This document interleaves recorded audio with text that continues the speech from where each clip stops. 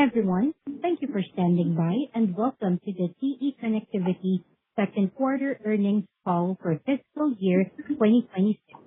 At this time, all lines are in listen-only mode.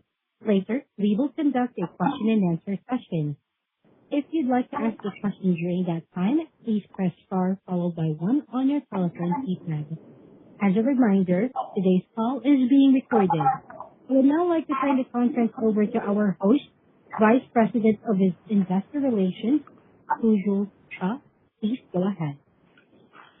Good morning, and thank you for joining our conference call to discuss TE Connectivity's second quarter results and outlook for our third quarter of fiscal 2026. With me today are Chief Executive Officer Terrence Curtin and Chief Financial Officer Heath Mitts. During this call, we will be providing certain forward-looking information, and we ask you to review the forward-looking cautionary statements included in today's press release. In addition, we will use certain non-GAAP measures in our discussion this morning, and we ask you to review the sections of our press release and the accompanying slide presentation that address the use of these items. The press release and related tables, along with the slide presentation, can be found on the Investor Relations portion of our website at te.com. Finally, during the Q&A portion of today's call, due to the number of participants, we're asking everyone to limit themselves to one question, and you may rejoin the queue if you have a second question. Now let me turn the call over to Terrence for opening comments. Thank you, Sujal. And also, once again, thank you everyone for joining us today.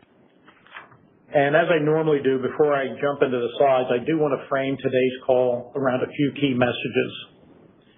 And I want to go back to November when we did our Investor Day, where we outlined how our strategy and business model are driving a broadening of growth across our portfolio while positioning us to deliver sustained margin expansion and double-digit earnings growth.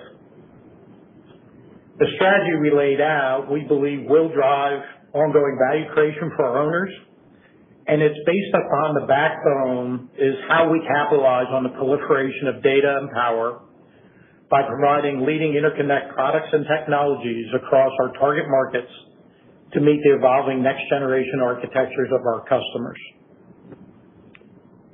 The results we're going to get into today and talk about are further evidence that our strategy is working. Last year, we delivered $1.4 billion of growth as a company, and this year we expect to deliver well over $2 billion of growth, with the majority of our businesses growing double digits year over year. As we look at our second quarter results, we delivered strong financial performance with sales growth of 15% year over year and continued outperformance versus our key end markets. We also delivered earnings growth of 24% in the quarter. And when you underpin this performance, we continue to see strong order trends.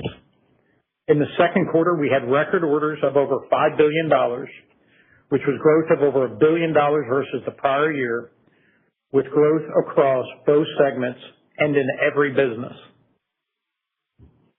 As we expand sales, we continue to invest and scale the business to deliver consistent margin performance and earnings growth. The performance of our teams, combined with our global manufacturing strategy, are providing resiliency within a backdrop of an ongoing dynamic global environment, and this is reflected in the performance of both segments. We expect our strong performance will continue, and Heath will talk more about that when he gets into his section. So if you're looking at the slides, I'd ask you to turn to slide 3, and I'll get into our second quarter results as well as our outlook for the third quarter. Our second quarter sales were over $4.7 billion, with performance above guidance driven across our businesses. Sales grew 15% on a reported basis and 7% organically year over year. We saw orders increase to $5.3 billion, and I'll provide more color on the order momentum on the next slide. We delivered record adjusted earnings per share of $2.73, which was above our guidance and increased 24% versus the prior year. Our operating margins on an adjusted basis were 22%, and this was an increase of 130 basis points over last year due to the execution of our teams. We also continue to demonstrate our strong cash generation model, with free cash flow of $1.3 billion for the first half of this year. And year to date, we returned nearly 100% of our free cash flow to shareholders while continuing to support investments for future growth. Also, driven off of this strong free cash flow, in the quarter, we announced that our board approved a 10% increase to our quarterly cash dividend. As we look to the third quarter, we are expecting third quarter sales to be $5 billion, which reflect an increase of 10% versus the prior year, with year-over-year and sequential growth in both of our segments. We expect adjusted earnings per share to be up 17% year-over-year to around $2.83. So I'd ask if you could turn to slide 4 and let me get into more details on the order trend momentum that we're seeing. As I mentioned, orders were $5.3 billion with a book-to-bill of 1.12. We saw orders growth in every business and in all regions on a year-over-year basis, and our order trends support the broadening of growth that I've already talked about. For the second quarter, over 70% of the company's order growth was in the industrial segment. Versus the prior year, industrial segment orders grew 40%, and essentially every business in the segment posted double-digit orders growth. In addition to the ongoing momentum in digital data networks, where our orders grew over 60% in the quarter, we also continue to see continued momentum in energy, aerospace and defense, as well as automated and connected living. Turning to our transportation segment orders, our orders increased 13% versus the prior year, with year-over-year and sequential growth in all three of our businesses. Our order trends are supporting our growth and content outlook for the automotive business in the second half of the year. And in commercial transportation, we're seeing continued recovery in the global market with organic orders that grew year-over-year in every region. So with that as an overview of orders, let me now discuss quarterly segment results. And I'll start with the industrial segment on slide 5. Our sales in the industrial solutions segment grew 27% in the quarter and 17% on an organic basis year-over-year. We are benefiting from the secular growth trends that we see in our digital data networks business as well as our energy business, where we continue to see significant demand tied to AI and energy grid investments, along with continued growth in aerospace and defense and factory automation applications. In our digital data networks, we had another standing quarter where our business grew nearly 50% year-over-year, and sales were as we expected. We continue to win new programs with customers, and the orders that we have received are building backlog into 2027. We now expect our AI revenues in fiscal 2026 to be about $150 million higher than our view 90 days ago, and this entire increase will be in the second half of the year and reflects the increased momentum that I talked about in orders. As we look out to the longer term, we are well positioned to continue to generate strong growth from AI applications. With our broad portfolio of data and power connectivity solutions, as well as our engagements with the key architects of this space, we expect the addressable market for our AI products to continue to grow, both near-term and long-term. We are innovating with our customers on their roadmaps and architectures, and are making both organic and inorganic investments to strengthen our roadmap for both copper and the inflection point for optical solutions. During the quarter, we acquired a leading technology for passive optical connectivity solutions, strengthening our roadmap to offer customer solutions for both copper and optical connectivity in the future. As you would expect, we will continue to support our customers' architectures as they evolve. Now let me turn to the other businesses in the segment. And turning to automation and connected living, we grew 8% organically year over year, with growth in each region and we continue to expect the momentum in the general industrial markets to improve as we move through the year. In energy, our sales grew 60%, including the Richards acquisition, where we're capitalizing on growth opportunities in the U.S. utility market.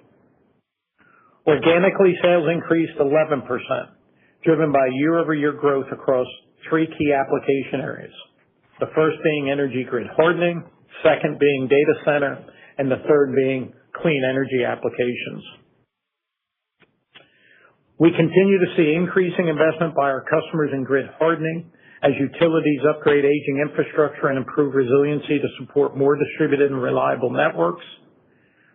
In the data center, load growth is being driven by the significant build-out of power infrastructure to support AI, where our connectivity solutions enable higher power density as well as reliability. And in clean energy applications, we continue to benefit from ongoing investment in utility-scale solar, along with the supporting grid infrastructure required to integrate these energy sources. In our aerospace and defense business, our sales grew 5% organically, driven by growth across both commercial aerospace and defense applications.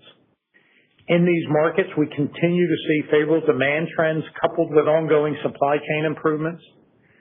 These trends are supported by increased global defense spending and ongoing modernization efforts that require increased data connectivity and greater power requirements, along with ongoing production ramps in the commercial aerospace field. And lastly, in our medical business, sales grew sequentially as we expected, driven by the continued investment and growth in key therapy applications such as structural heart and electrophysiology. Excuse me. So turning to margins for this segment, industrial segment adjusted operating margins expanded 260 basis points to nearly 22%, driven by the strong operational performance by our teams and the benefits of higher volume. So if you could, let me move over to slide 6 and I'll get into the transportation segment. Our sales in the transportation segment grew 5% in the quarter and were down slightly organically. We are delivering growth over market in both automotive and commercial transportation, reflecting our leading global position and customer co-creation model. And this is resulting in continued content growth across vehicle platforms. Our auto sales grew 2% on a reported basis and declined 4% organically in the second quarter. Our market outperformance against declining auto production was driven by content growth in Asia and Europe. Year to date, we're averaging growth over market at the low end of our 4 to 6 point range and continue to expect content growth to be in this range for fiscal 2026, driven by our strong position and content opportunities across data connectivity in the vehicle, the electrification of the powertrain, as well as electronification of the vehicle. Turning to commercial transportation, we saw 21% growth on a reported basis and 17% organically. We are seeing continued improvement in demand trends across regions with growth in Europe and Asia and stabilization in North America. Against this backdrop, we are delivering growth that is significantly above the market, driven by continued share gains from new program wins and increasing content per vehicle. In our sensors business, sales increased 2% on a reported basis and declined 3% organically, which was in line with our expectations. For the transportation segment, the team delivered adjusted operating margins of nearly 22%, demonstrating our team's operational resiliency. So with that as an overview of our segment performance, let me hand it over to Heath. He'll get into more financial details and expectations going forward. Thank you, Terrence, and good morning, everyone. Please turn to slide 7. For the quarter, we achieved adjusted operating income of over $1 billion and adjusted operating margins of 21.7%, driven by strong operational performance by our teams in both segments. GAAP operating income was $954 million and included $8 million of acquisition-related charges, $10 million of restructuring, and other charges and $57 million of amortization expense. I continue to expect restructuring charges in fiscal 26 to be roughly $100 million. Adjusted EPS was $2.73, and GAAP EPS was $2.90 for the quarter and included a 39-cent tax benefit primarily related to a settlement of prior period tax matters, as well as restructuring, acquisition, and other charges of 6 cents and amortization expense of 15 cents. The adjusted effective tax rate was approximately 21% in Q2. We expect Q3 to be around 23% and the full year tax rate to be approximately 22%. Importantly, as always, we anticipate our cash tax rate to be well below our adjusted ETR. Now, if you turn to slide 8, this slide shows the growth and broadening that Terrence discussed, along with the strength of our operating model, with strong margin performance and double-digit earnings growth. Sales of $4.7 billion were up 15% on a reported basis and up 7% on an organic basis year over year. Adjusted operating margins were 21.7% in the second quarter, expanding 130 basis points year over year. Adjusted earnings per share were $2.73, up 24% year over year, driven by sales growth and margin expansion. We continue to operate in a dynamic environment. Versus 90 days ago, we are seeing increased inflationary pressures across certain input costs, such as oil-based resins and freight charges, driven by higher energy costs and broader geopolitical tensions. We are managing these impacts through our proven playbook, including optimization of our factory footprint, targeted pricing actions, and ongoing productivity initiatives. In addition, our localization strategy around supply chain enhances resiliency by positioning us to manufacture close to our customers and respond quickly to changing conditions. Turning to cash flow, cash from operations was $947 million, and free cash flow was $680 million. Through the first half of the fiscal year, free cash flow was a record $1.3 billion. We continue to expect our free cash flow conversion to be 100% this year. Before I turn it over to questions, let me reinforce that our performance reflects strong execution in both segments. The strength that we have in orders gives us confidence in the second half, and we expect to have over $2 billion of growth this year, which will be ahead of our through-cycle target. While we remain in a dynamic environment, we have established levers in place to expand operating margins and drive double-digit earnings growth per share. So with that, let's now open it up for questions. Thank you, Heath. Ellie, can you please give the instructions for the Q&A session? And I would like to remind everyone that to ask a question, please press star followed by 1 on your telephone keypad. In order to have time for all questions, each participant is limited to 1 question only. Your first question comes from the line of Scott Davis of Melius Research. Your line is now open. Hey, good morning, guys. Hey, Scott. Good morning. Hey, can you talk about the excuse me, I'm in a serious allergy attack here, but the $150 million bump up, when does that get shipped out? Yeah, sure. So let me talk about that. And I do hope you feel better from your allergies here, Scott. The 150, I think one thing, and you're talking about the AI, when we look at it, I think let's frame a little bit where our orders are in our DDM business, and we'll talk about that 150 because, year to date in our DDM business, we have $2 billion of orders. And as we talked the past few quarters, some of these orders are being scheduled out. And like you're always going to have, when you have these programs, there'll be some lumpiness to them as programs ramp up and ramp down.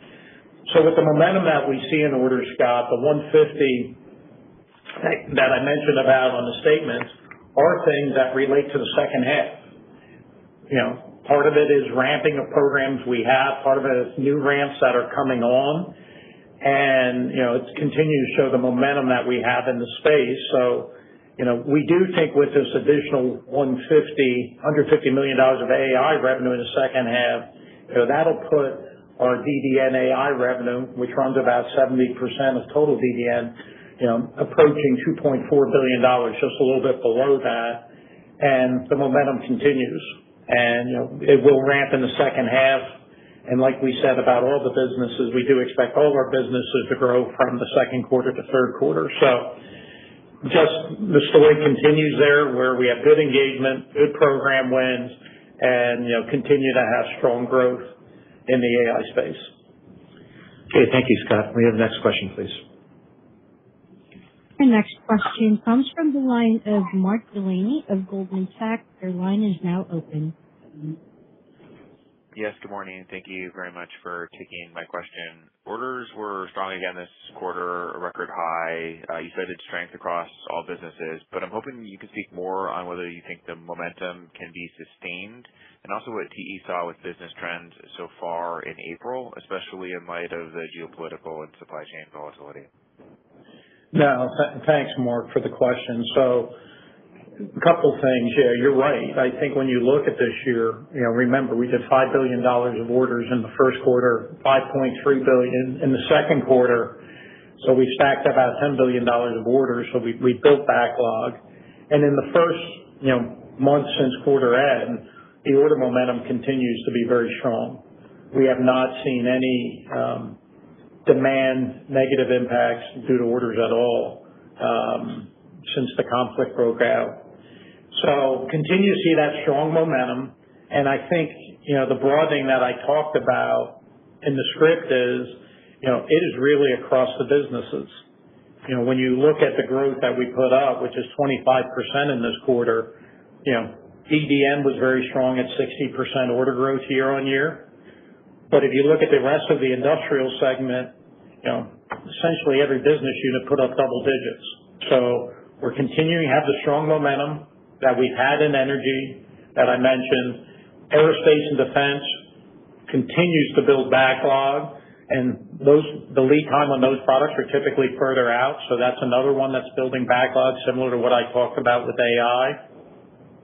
And the one that in the industrial segment is probably a little bit later of an uptick is what we're seeing in factory automation, in our automation and control business. When you look at that business, and I mentioned it on the script, we had growth in every region, but when you're talking about growth in every region, you're really looking at, growth that's, high double digits across every region. So we continue to see momentum building up on that CapEx investment, and certainly what we see with ISM being constructive, I also think is a good supporting fact.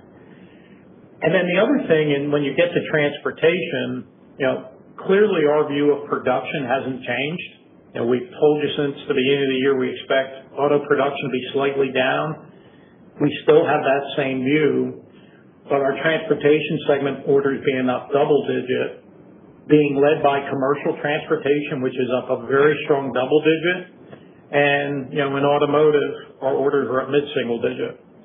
So showing the confidence we have around the growth and what is a production environment that I would say still, isn't a positive production environment, but one that feels like it's just moving sideways, and we benefit from our global position. So the order trends are broad. They are across regions, and, some of the businesses that, a year ago or so we would say might have been still cycling down, have come back in and really driving some of the growth that you see, and we do expect it to continue. And the orders in quarter three to date through today, and we're showing that. All right. Thank you, Mark. Can we have the next question, please? Next question comes from the line of Luke Junk of Baird. Your line is now open. Good morning. Thanks for taking the question. Terrence, maybe clicking a little bigger picture, just hoping you could provide some updated perspective from your point of view on the copper versus optical debate in AI. Especially interested in just where you're leaning into any related investments. You made the comment in the script about evolving with customers, and also noticed you did an optical acquisition in March of Ramp Photonics. If you could speak to that as well. Thank you. Okay. Thanks, Luke, for the question. And, we've had many discussions about this, but I do want to start just reiterating some things before I click down a little bit to where you asked to go. It's important to be, where we play, we're very fortunate to have a bird's eye view that we work with our customers and what's happening in both the data chain and the power chain when you look at what's going on the AI architecture. And, we work closely with our customers and we're aligned with their roadmaps. The other thing that we talked about Investor Day, each customer has different architectures and they have different opinions about when things will be introduced, whether it's in the power chain or in the signal data chain. And, let's face it, we work very closely to make sure we're going to hit the inflection points that they're telling us.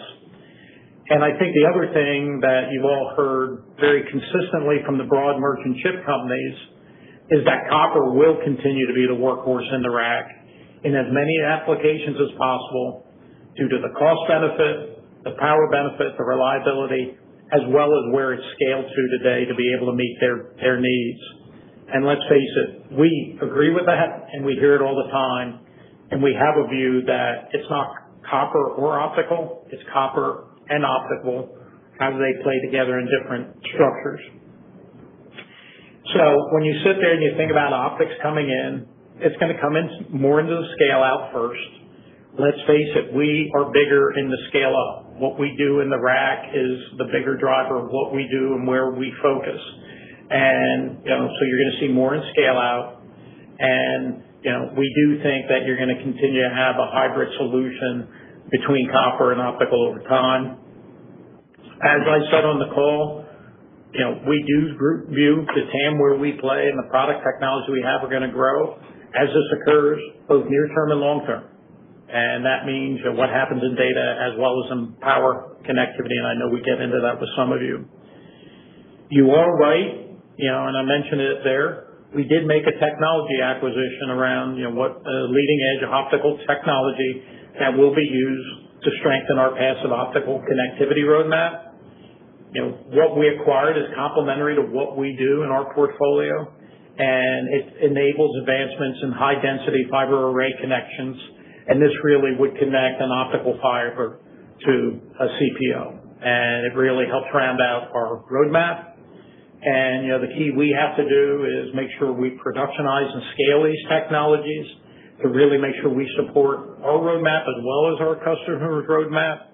And we really think with this technology, it's going to fit right in very nicely.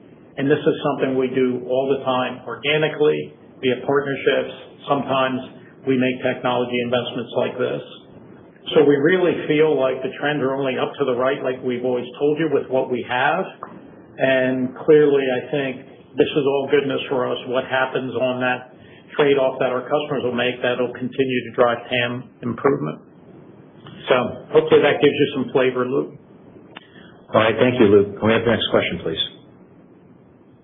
Next question comes from the line of Amit Daryanani of Evercore ISI. Your line is now open.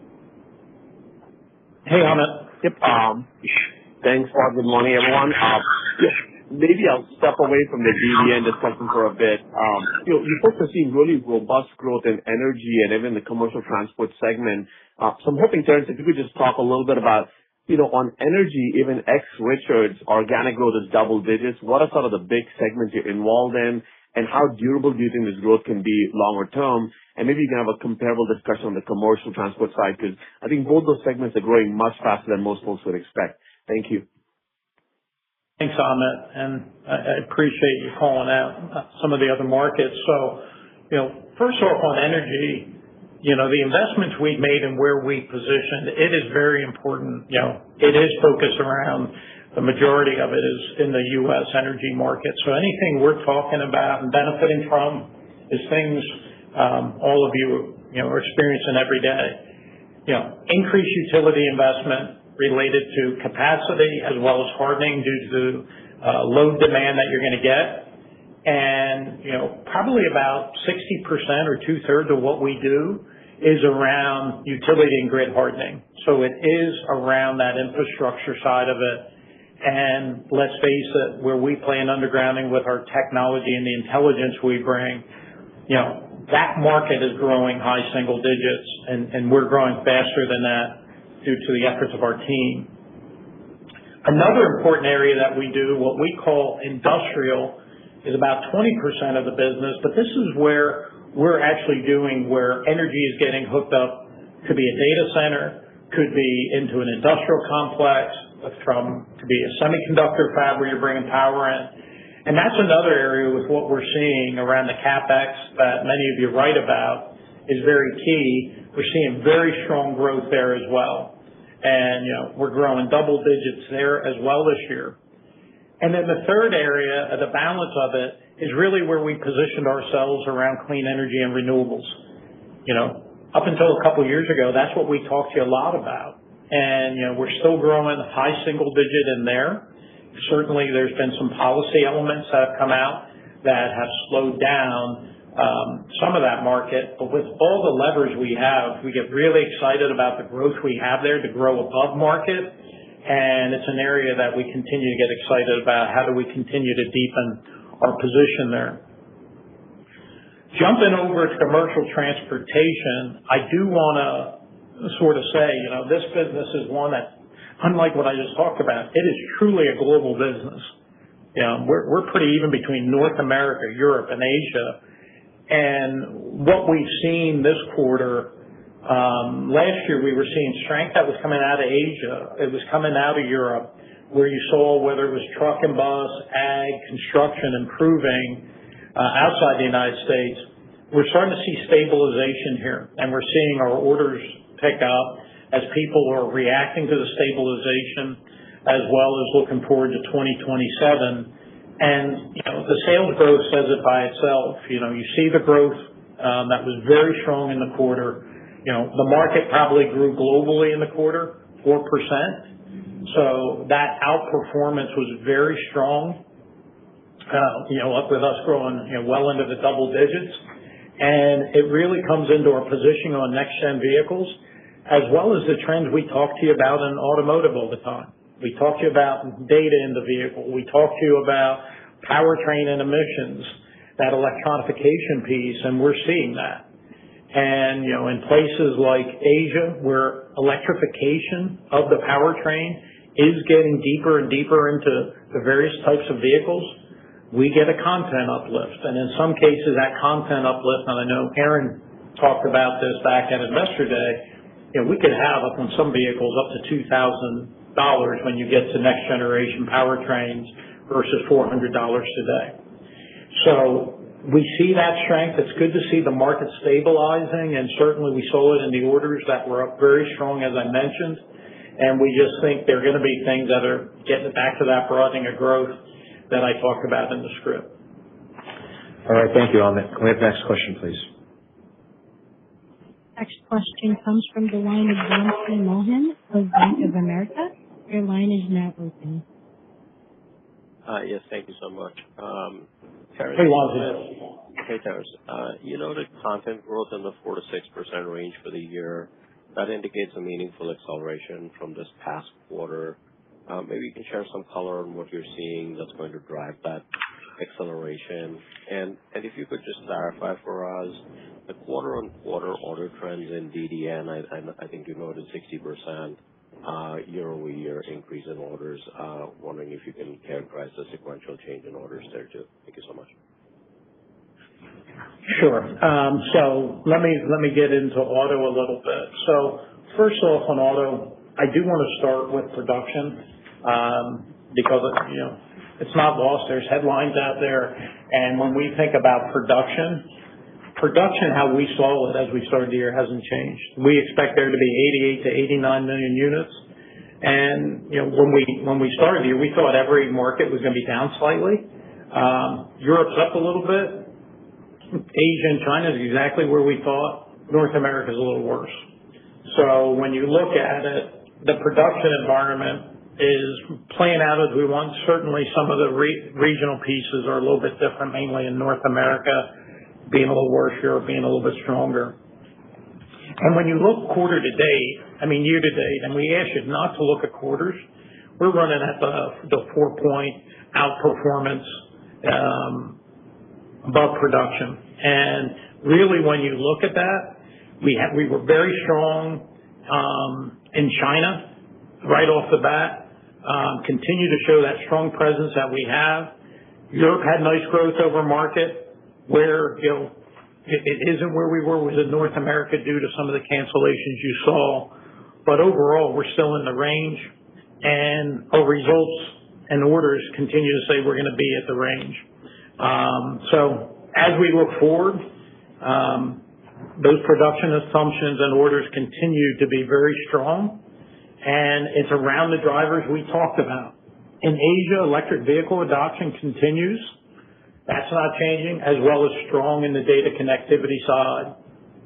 And as you go into North America, we have some EV pressures that we've been dealing with, but net feel good about where we are in the 4 to 6 at the lower end, and we expect to be there for the year, and do expect on first half versus second half, while production's going to be fairly flattish if you compare halves, that our automotive business will be up.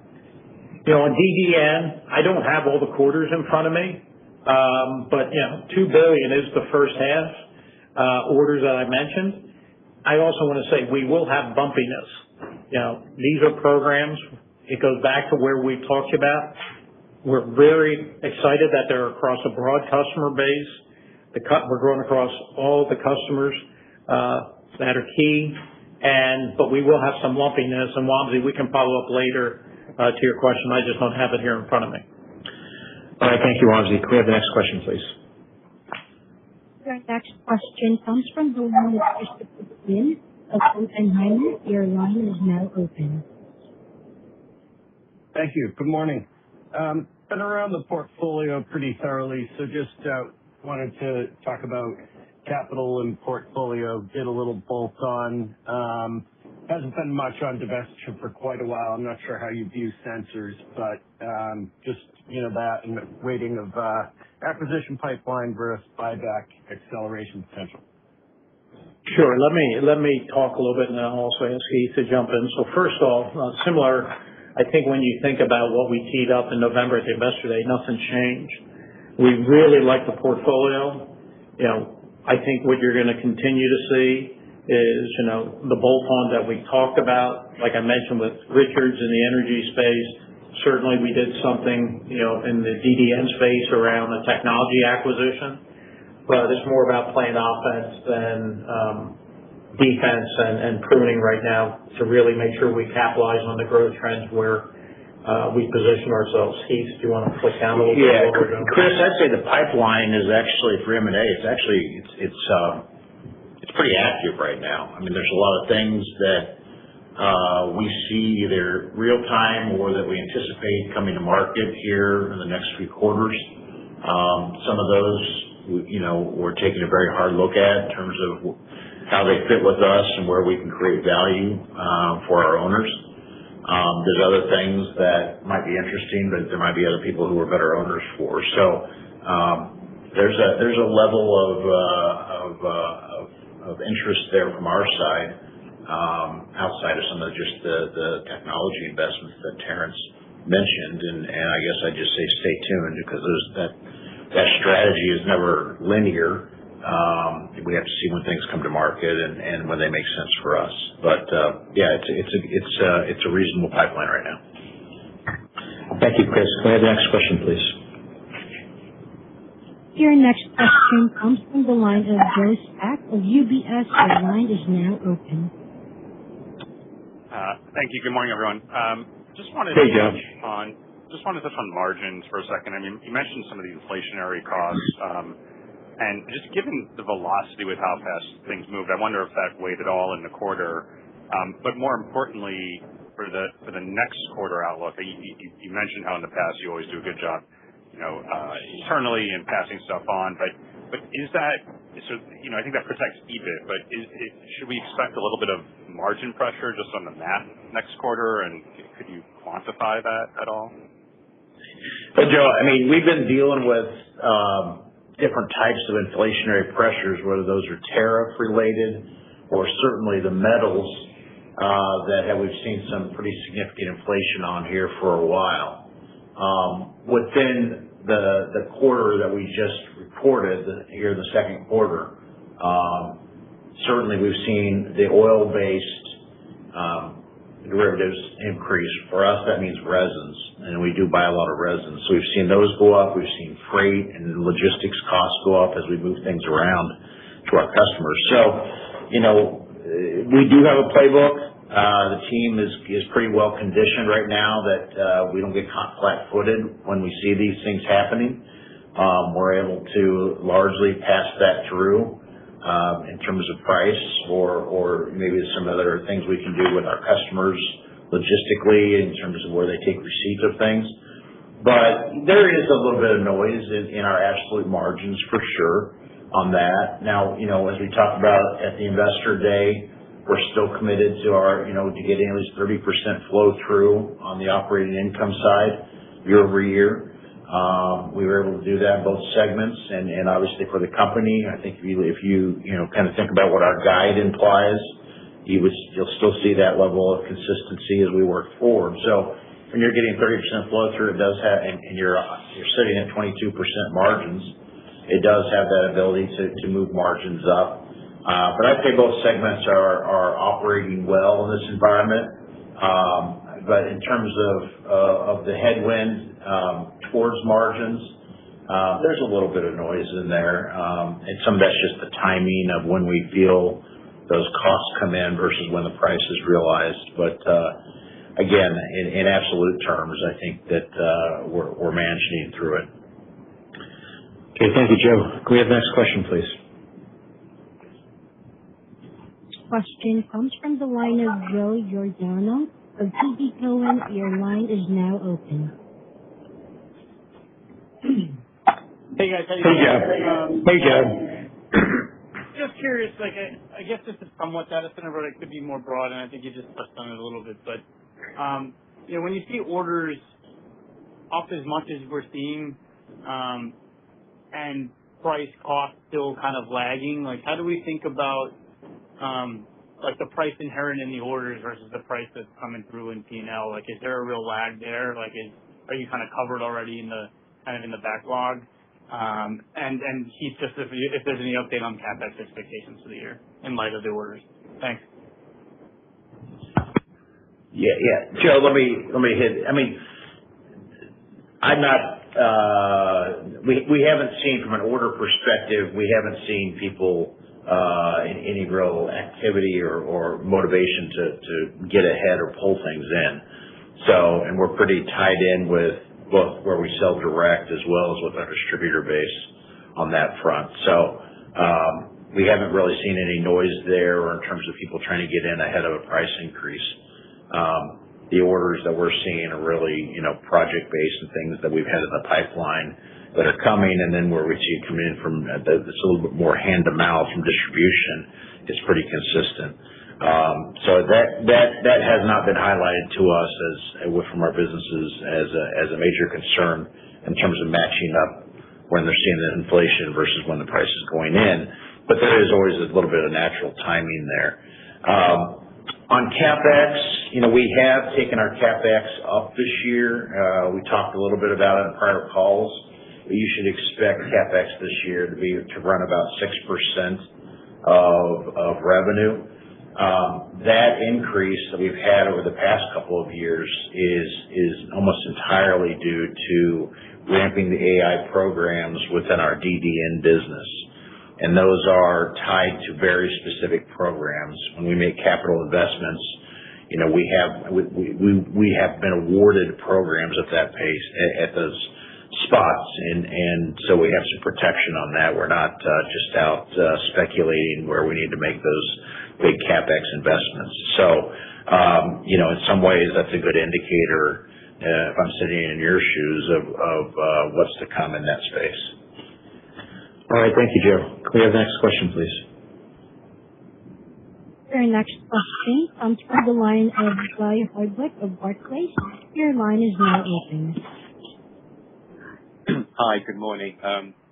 Hey, Guy. I think you said, hi, good morning. I think you said the AI business will be running at $2.4 billion this year. I assume that includes the cloud business, which I think was running like at $500 million last year. But my question is actually on the 30% which isn't AI or cloud related. That's enterprise telecom, which potentially could be squeezed for or competing for dollars for AI because of AI investments. So maybe you could talk about the trends in enterprise telecom and other IT. No, actually, thanks, God, for the question. And what we've seen, and we talked a little about last time, and what we're seeing is we're actually not to the level of growth that we see in the AI side, but that spending is constructive. On the enterprise, telecom, and wireless space as a collective, we are seeing nice growth there.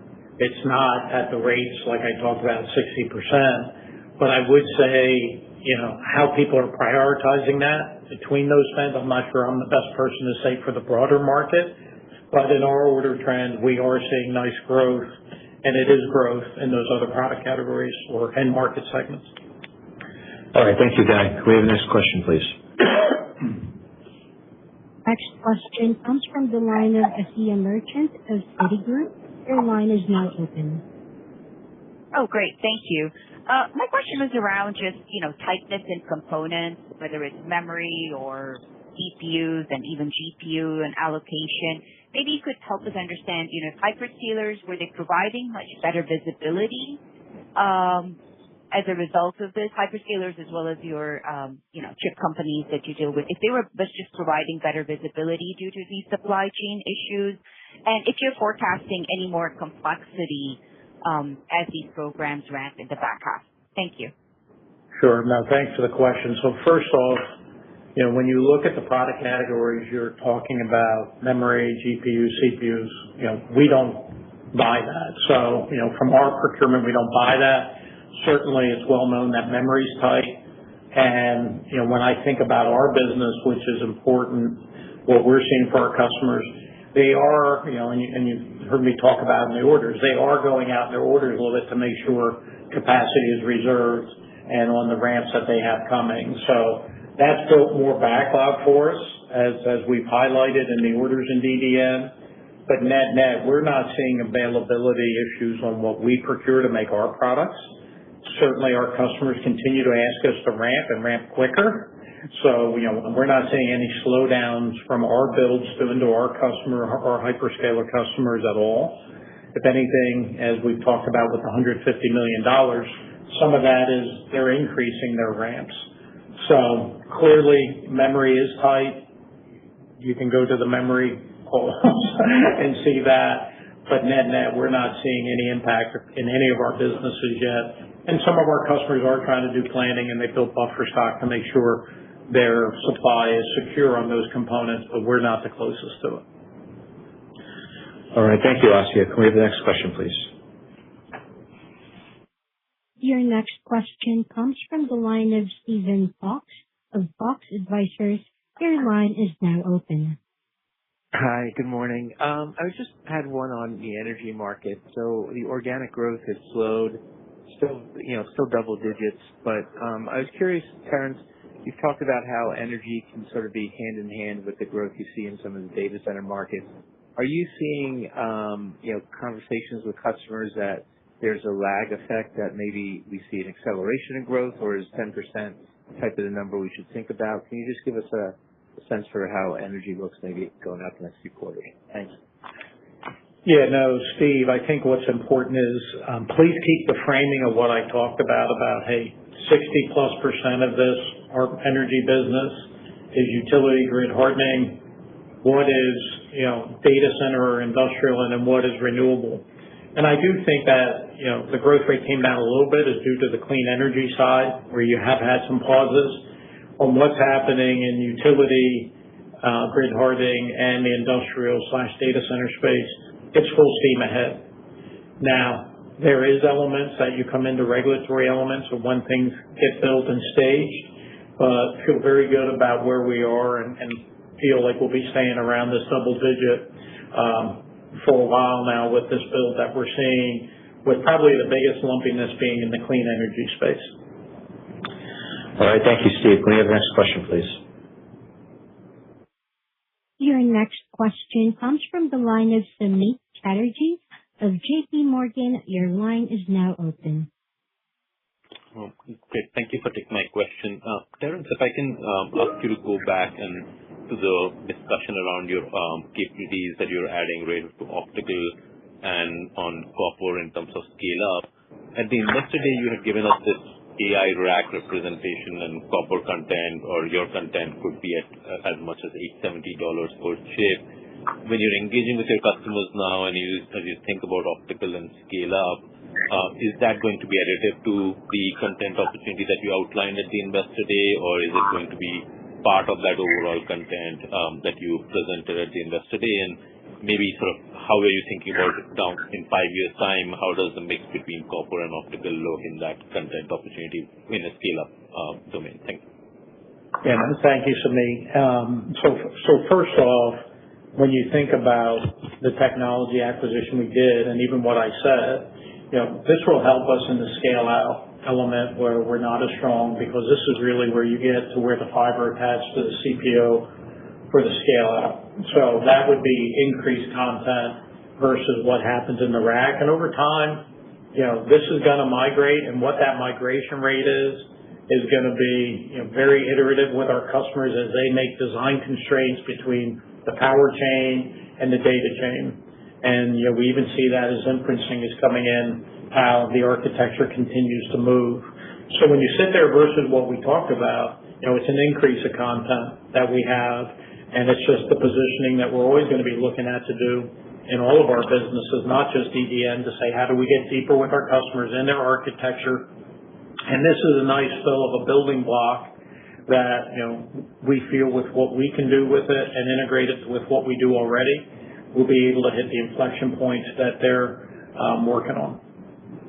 All right. Thank you, Samik. Can we have the next question, please? The next question comes from the line of Colin Langan of Wells Fargo. Your line is now open. Oh, great. Thanks for taking my question. Hey, Colin. Follow up actually on the co-packaged optics. I mean, if you don't, sort of build out the fiber optics capability from where you are today, any way to frame the downside or the content lost if a customer switches from, copper to a fiber optic solution? So, Colin, one thing I'm going to go back to what I said in the script. It's very clear with the work we do with our customers, it's not going to be an or, it's going to be an and between copper and fiber. And that word, while it's a simple word, copper and fiber sound like more important words. The and is the most important. And even when we think about the copper TAM, even as optics gets introduced into scale out and how it could be a mix in the rack, our TAM and copper is going to continue to grow due to the power elements that you need. Power connectivity goes up, where they will continue to keep copper within the rack as the workhorse. So those types of things, we still see TAM growth in copper. And then we're also going to benefit from the inflection points when it does occur of optical. We're really nicely positioned for. All right. Thank you, Colin. Can we have the next question, please? Next question comes from the line of William Stein of Truist Securities. Your line is now open. Great. Thanks for taking my question. In the industrial end market, I have sort of two related questions. The DNN piece, there's very clear growth in bookings, and I congratulate you on that. It's clear that you've got growth coming. But it was a bit surprising to have two sequential quarters of flattish revenue performance. I wonder if you can explain why the revenue hasn't been growing for the last couple of quarters meaningfully in that part of industrial. And perhaps related to that, this quarter we saw segment revenue in industrial grow, but op margin decline. And I wonder if it's related to orders maybe ramping later in the year instead of now, or maybe it's the recent acquisition you did in energy Any help there would be much appreciated. Thank you. First off, Will, on your first part of your question, the important thing is we're going to grow this year in DDN and AI by about $1 billion. Looking at things on quarters, and I know I say it in automotive a lot, and you're all probably rolling your eyes right now at me.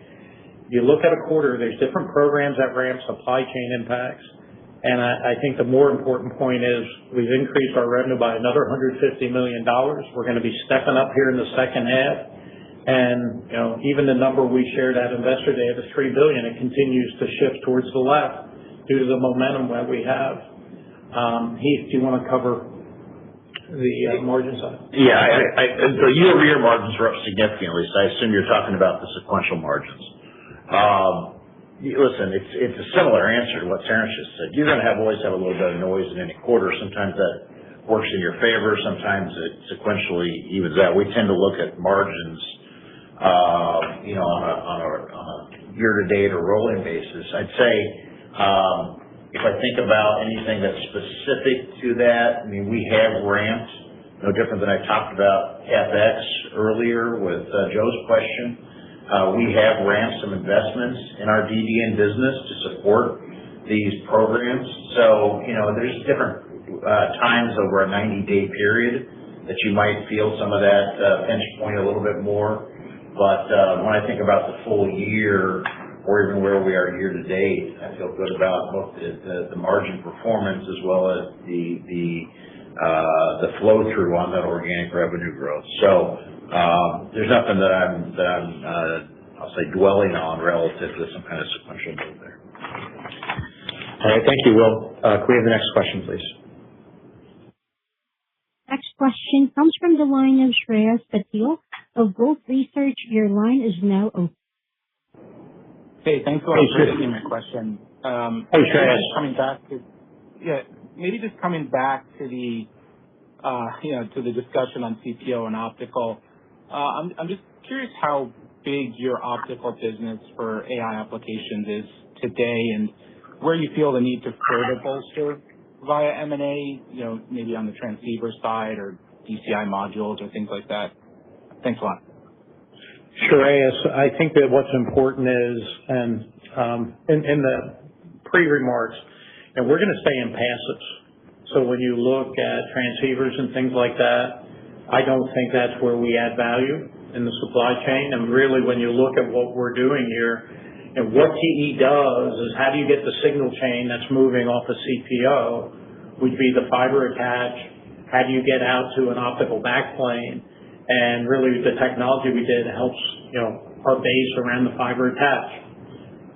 Also, we are stronger within the rack, so that's more, it's going to be further out, but we do think this will get us into some scale out options versus just scale up, which is more limited. But we will continue to look at via partnerships versus our organic development, as well as what we just did to say, how do we build it out? We really like how we're positioned with this building block we got in, to really make sure we can help our customers as they evolve their architecture. So thanks for the question. All right, I want to thank everyone for joining us this morning. And if you have further questions, please contact Investor Relations at TE. Thank you and have a nice day. Today's conference call will be available for replay beginning at 11:30 a.m. Eastern Time today on the Investor Relations portion of the TE Connectivity's website. That will conclude the conference today. Thank you and goodbye.